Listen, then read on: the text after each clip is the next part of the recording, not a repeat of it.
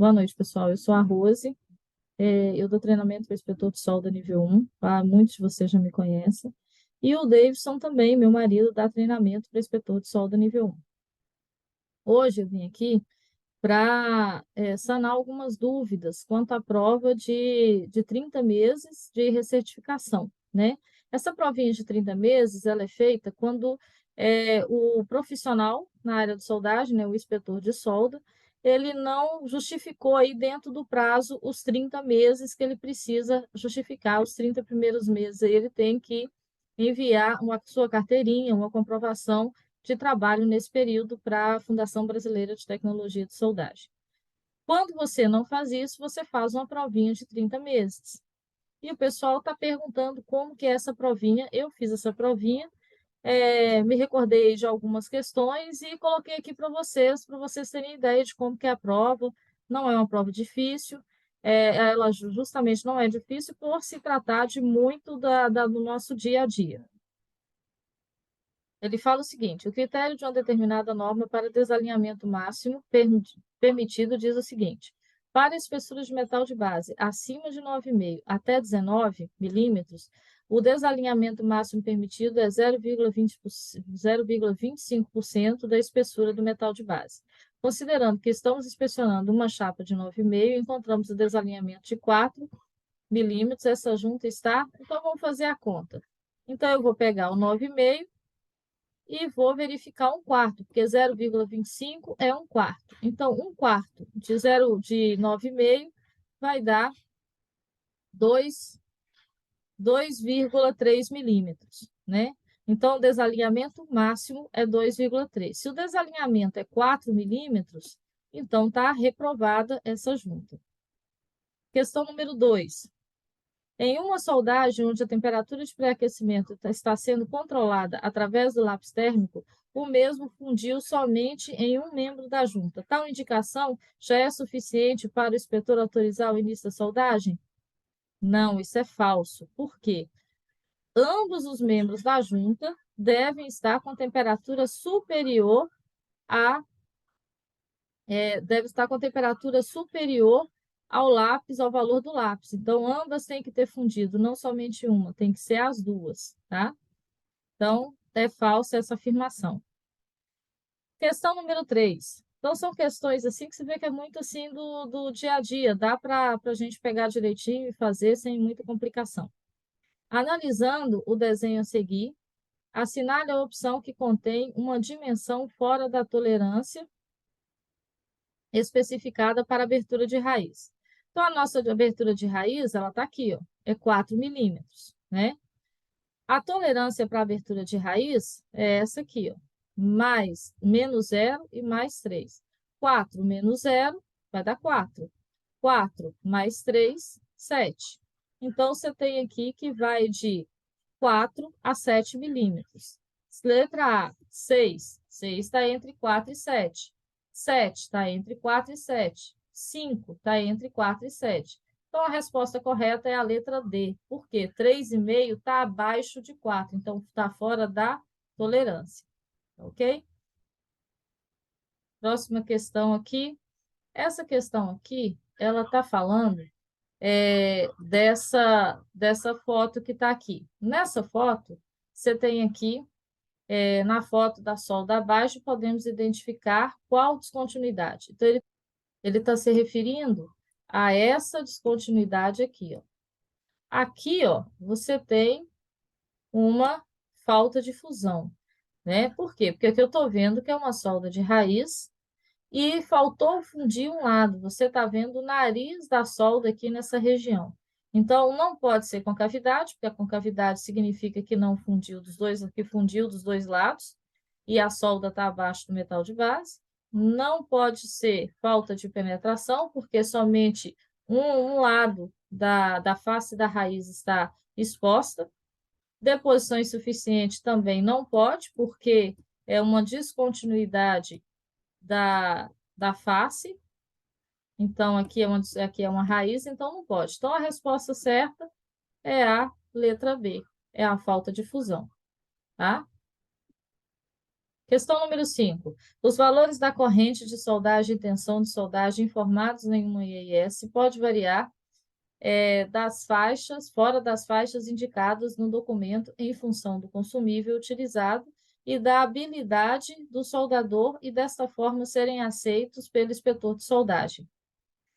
Não, não pode. Por que que não pode? Porque a palavra-chave aqui que ele utilizou foi justamente essa palavra-chave aqui. Podem variar fora da faixa indicada. Não, não pode variar fora da faixa indicada. O que está na IES tem que ser cumprido dentro da faixa indicada. Então, essa resposta, essa afirmativa está errada, ela é falsa, tá? Então, não pode. Vamos para o próximo aqui, a questão número 6. A questão número 6, ela fala do desalinhamento. Qual o desalinhamento máximo permitido para uma junta circunferencial de um vaso de pressão esférico, na espessura de 19,4, conforme o critério descrito na tabela abaixo? Então, aqui essa tabela, na verdade, para ASME 8. Então, tem aqui uma observação. Categoria A são as soldas longitudinais em qualquer tipo de vaso de pressão e as soldas circunferenciais em componentes esféricos. As soldas categoria B são as soldas circunferenciais, exceto as C e D, e que não estejam em componentes esféricos.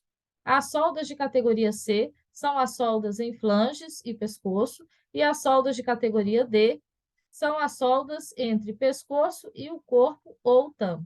Então, na verdade, eu vou ter que ir lá em cima para ver no enunciado aqui, para vocês verem aqui, ó, é junta circunferencial de um vaso de pressão esférico.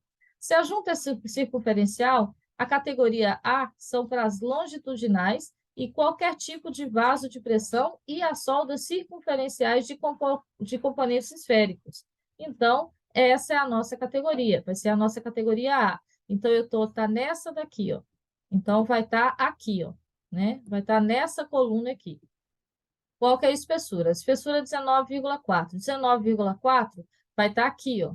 19,4 está entre 19 e 38. Então, como é categoria A, então vai ser 3 milímetros é o meu desalinhamento máximo, tá? Então, vamos lá ver. Vamos lá embaixo. Quais são as opções que a gente tem? Desalinhamento máximo, 3 milímetros. Então, eu tenho aqui a letra A, é 0,25, não. B, 5, não. Letra C, 3 milímetros. Então, essa é a nossa resposta. Vai ser a letra C. 3 milímetros é o nosso desalinhamento máximo. Vamos para a próxima questão aqui.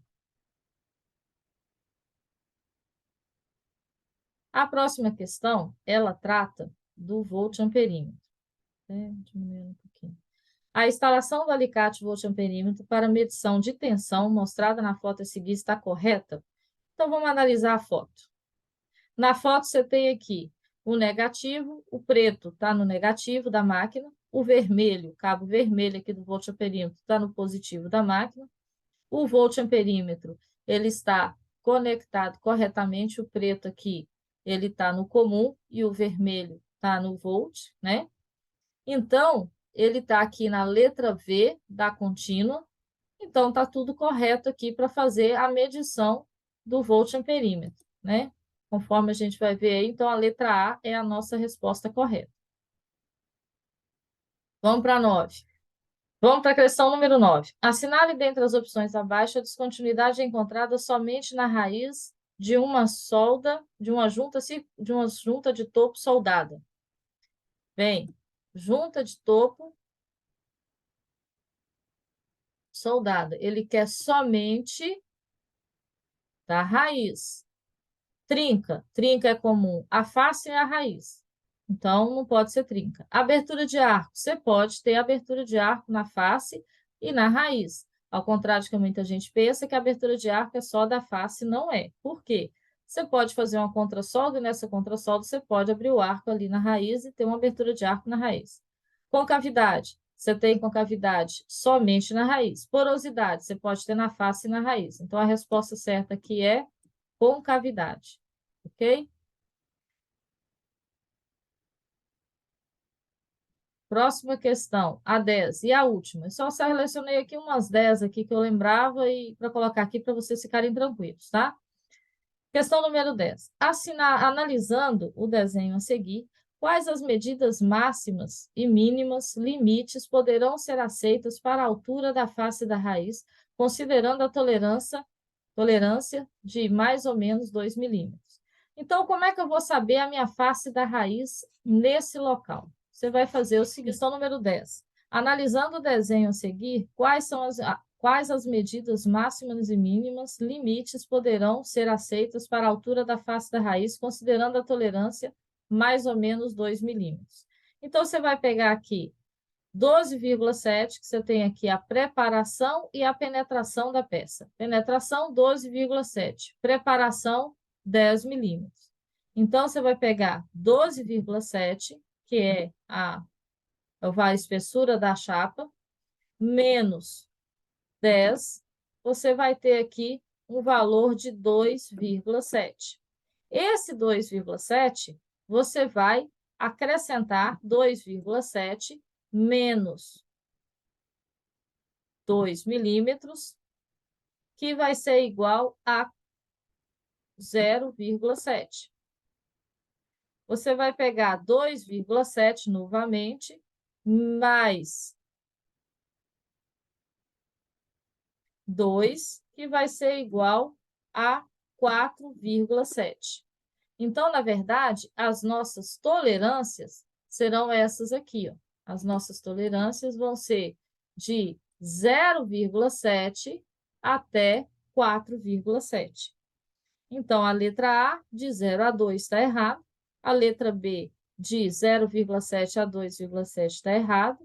E letra C, de 2 a 2,7, está errado. Então, ficou a letra D, que é 0,7 a 4,7. Qualquer face de raiz na peça que esteja dentro dessa faixa, ela está correta, tá ok?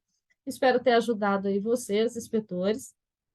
Lembrando a vocês que a gente dá o retreinamento aqui, a gente está em Vila Isabel, aqui no Rio de Janeiro, próximo aqui do local da prova, né? Próximo aqui à FBTS, e a gente dá o retreinamento todos os dias, de segunda a segunda, são 8 horas por dia o nosso retreinamento.